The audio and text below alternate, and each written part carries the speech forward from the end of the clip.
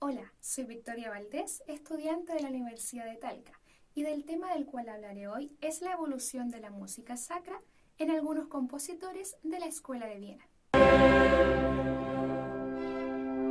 La música sacra nace como una alabanza y adoración a Dios, con el cristianismo, y posteriormente se fue desarrollando en pueblos y culturas como la hindú, la budista y la árabe. Como esta música es tan amplia, nos situaremos en la segunda mitad del siglo XVIII, cuando nace la Escuela de Viena, una corriente estilística de música clásica europea en donde destacan compositores como Mozart, Beethoven y Haydn. Dichos compositores fueron claves para llevar la música a lo más grande, y cada uno con sus estilos y composiciones aportó variabilidad y trascendencia en la música. Así que acompáñenme a ver cómo la música sacra va evolucionando y trascendiendo a través de estos compositores. Primero comenzaremos con Haydn, que si bien es cierto destacó por sus grandes aportes a la sinfonía y la música instrumental, también compuso música vocal y sacra,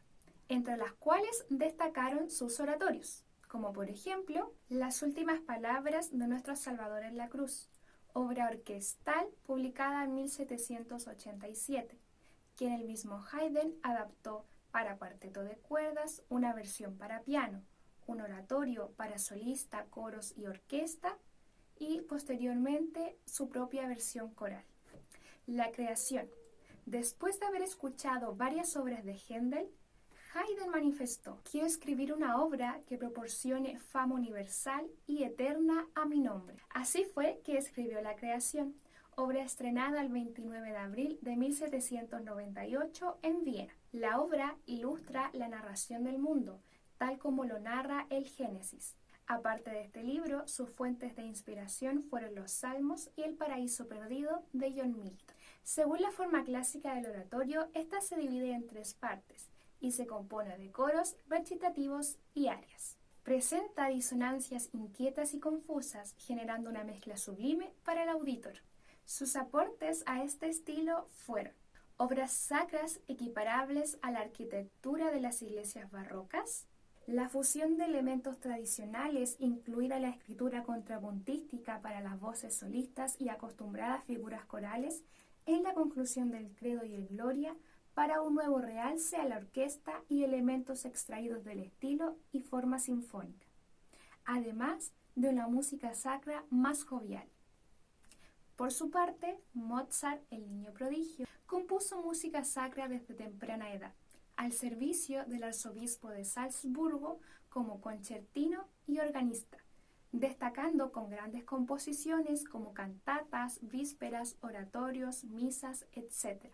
Entre las más importantes se encuentra la Misa en Do menor. Fue la primera misa que Mozart compuso por iniciativa propia sin tratarse de ningún encargo previo, debido a su reciente matrimonio con Constance Viva. Fue estrenada el 26 de octubre de 1783 en el monasterio de San Pedro de Salzburgo. Esta misa sintetiza los estilos del barroco tardío de Bach y Händel que el compositor acababa de descubrir, generando un deslumbre con excesos, arquitectura rica, pero sobre todo un lenguaje y una forma musical que lleva la expresión al punto más alto. Es una misa solemnis escrita para cuarteto solista, dos sopranos, un tenor y un bajo, doble coro y una gran orquesta.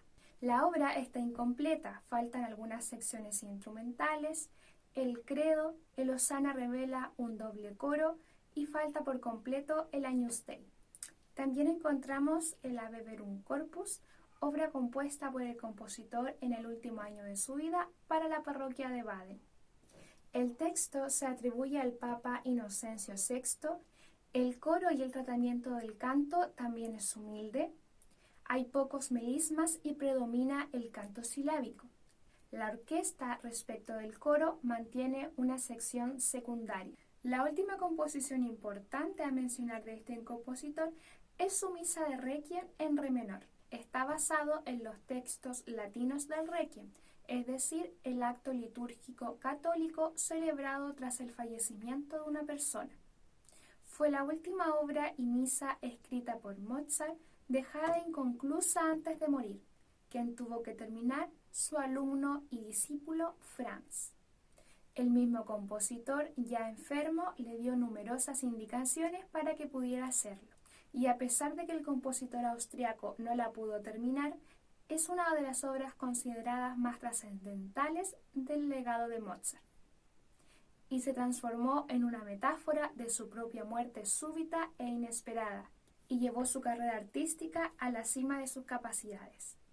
Este requiem está dividido en 6 bloques, y a su vez, algunas de sus partes se subdividen en secciones más pequeñas. Cada una de estas secciones, en los finales, presenta intérpretes diferentes: solo coro, coro más solista de soprano, coro y orquesta, etc. Sus aportes al estilo sacro fueron: sus misas, que al igual que las de Haydn, están en el idioma sinfónico operístico, mezclado con fugas en los lugares habituales escritas para coro y solistas, en alternancia libre con acompañamiento instrumental. Sus hallazgos y síntesis, que poseía de casi todos los estilos de la época, le permitieron aportar una visión amplia de la música, además de hacer posible la representación magistral de los estados anímicos y carácter de sus personajes vocales. Igualó a Haydn en cuanto a su equilibrio de forma y expresión, representando juntos las mejores aportaciones del periodo. Por último, hablaremos de Beethoven, que es el compositor que mejor refleja la situación ocurrida en torno a la década del 1800. Analizó la música de los compositores anteriores desde esas mismas perspectivas. Su música fue más libre y no escribía para otras personas a menos que se lo pidieran, como fue en el caso de su música sacra, entre las cuales destacan la Misa Solemnis, escrita para ser interpretada al ascenso del archiduque Rudolf a arzobispo de Olmütz en 1820. Está llena de símbolos que interpretan a su modo lo tradicional de la época. Para la escritura se inspiró en Händel. Sin embargo, le dio su toque propio al unificar el Kyrie, el Gloria, el Credo, el Sanctus y el Agnus Dei en una gran obra de 5 movimientos. La obra refleja una menor confianza en la divinidad, algo así como un cuestionamiento religioso mayor que en los periodos anteriores, ya que la música deja de ser absoluta y pasa a representar los sentimientos y cualidades humanas, lo que da a entender la lucha constante que el compositor mantenía con Dios y la existencia de este mismo. Se ha llegado a considerar que esta es la mejor misa antes creada, alcanzando momentos nunca antes usados en la misa y alcanzando sonidos verdaderamente celestiales y potentes. El oratorio Cristo en el Monte de los Olivos, estrenado el 5 de abril de 1803, que es la primera obra simultánea sinfónico-coral del compositor. Pero sinfónico-coral nunca quiere decir operístico para Beethoven, quien sentía desprecio por el rumbo que había tomado la música sacra en ese momento, y quien sentía que solo la música de los viejos maestros podía expresar y reflejar un sentimiento religioso honesto.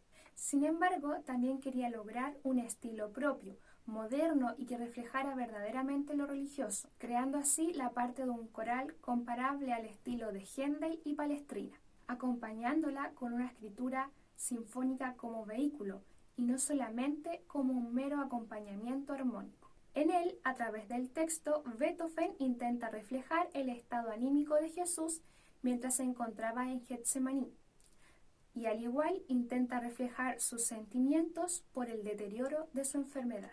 También encontramos la Misa en Do mayor, escrita por encargo de Nicolaus, que en cada año le pedía una misa a Beethoven para celebrar el onomástico de su esposa. Sin embargo, no fue bien recibida por este. El texto es tratado por Beethoven como un libreto más que como una temática tradicional y formal. Comenzar el Kyrie con voces de bajo sin acompañamiento ya es una desviación de la convención. Esta obra pertenece al periodo de mayor creatividad del compositor.